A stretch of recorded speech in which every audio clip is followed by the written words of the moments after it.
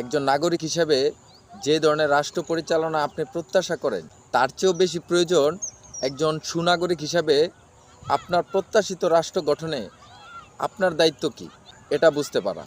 ধরেন আপনি চান এদেশে আইনের প্রয়োগ সঠিক হোক, সুশাসন নিশ্চিত হোক এবং সমাজে মারামারি হানাহানি বা সন্ত্রাস চাঁদাবাজি নির্মূল হোক কিংবা স্বাভাবিক হোক।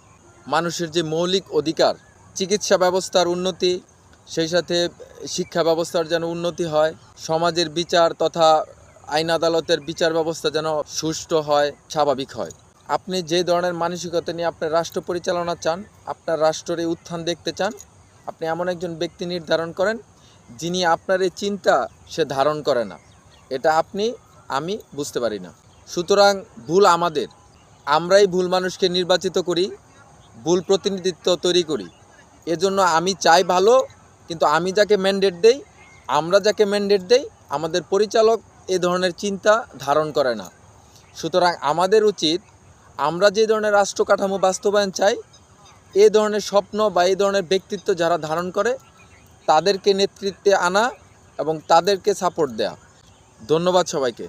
আসসালামু আলাইকুম।